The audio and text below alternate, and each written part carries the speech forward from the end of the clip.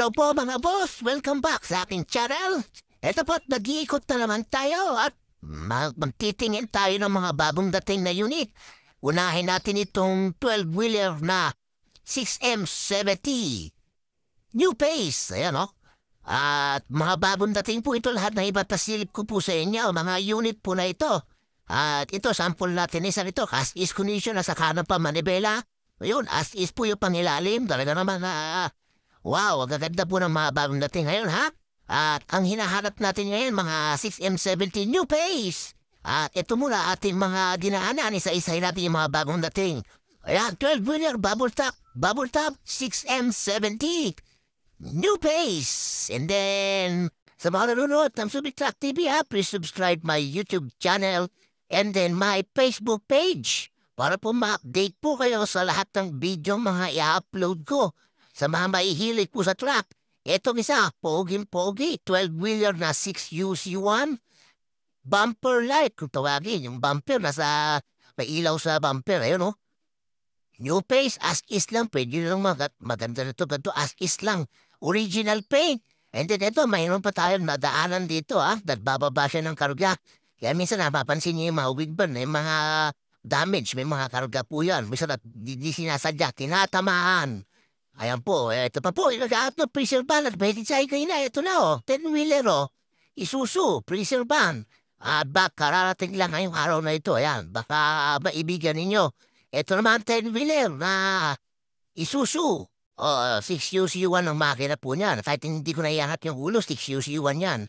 And then ito rin, 6UC1 10-wheeler yan, mga giga, kita nyo naman, ito pang isa, giga rin.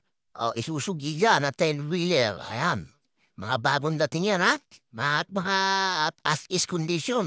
By next week, pag pumunta kayo rito, kukonvert na yung mga maribela niyan. Hindi nyo na makikita natin yan itsura. Kaya sa akin, nakita nyo pa agad. Ayan. Ito naman, 12-wheeler na 6UC1 bumper light, wala pa ako nakikita ng 10-wheeler na new pace, naghahanap ako ng 10-wheeler na new pace na 6M70, wala pa, puro ito pa. Ito na, forward. Napadahan tayo sa mga forward naman. Yung ibang unit, ang dami pang unit sa PLI, di po na ilalabas, Gary. Ito mga naunang first birth na ilalabas.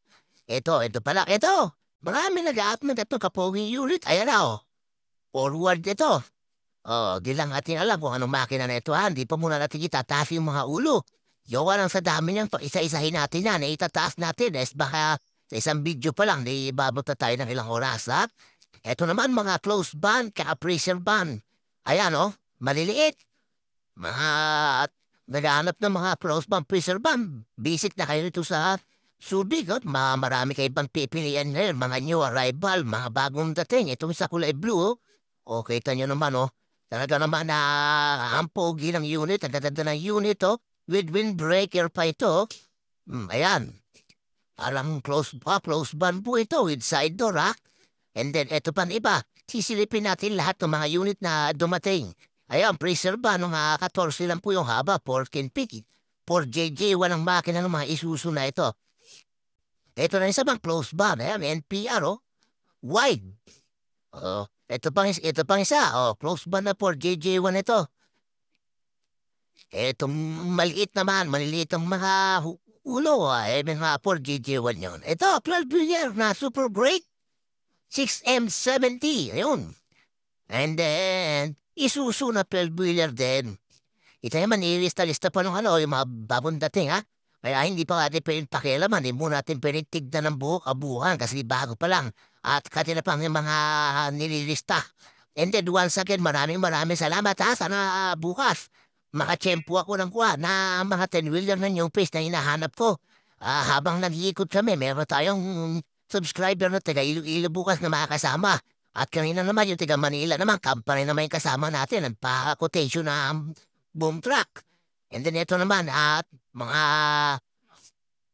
as is pa, ayun drop side po na super great half molly, half airbag. Ayan, ang ganda ng drop side ito. 6M70 po to, super great drop side.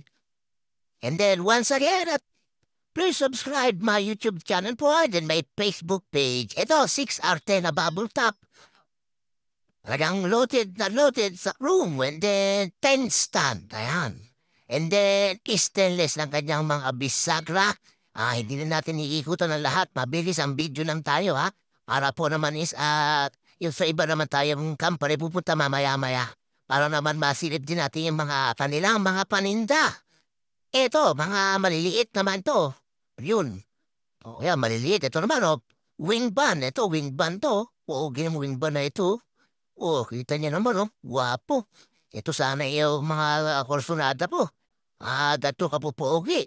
Siyempre, bago natin malaman kung talagang maganda siya, pag napaandar na natin, na-inspection natin na kanyang makina at na kanyang chassis. Ngayon ikot-ikot muna tayo rito. Ayun, ito, binabaklas na itong isa. Ito, mga drop sign, Ito naman, close ban. Yun, mga close by ito, drop side din. 4JJ1, 14 yung haba. Ayan, mga drop side. Ito ang close ban naman, itong isa na ito. Itong isa din, close ban. Itong isa, wala lang mukha. Kasalukay ko convert na yan, ha? And ito, preserve ban to. O yun, topre ang sabi.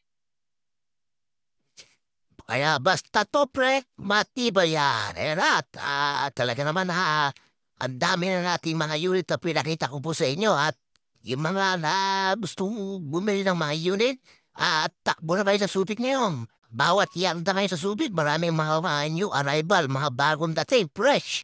Nasa Piera, dami pa sa Piera. Gahanap lang ako ng mga 6M70 na paborito ng mga taga Mindanao at Bisaya. At meron tayo mga subscriber na naghahanap sa akin noon. Nag-iikot ako. Naghahanap ako ng magandang 6M70. Bukas na mag-iikot pa rin kasi meron tayong subscriber na i-guide bukas. Kaya thank you very much po sa inyong lahat sa panonood.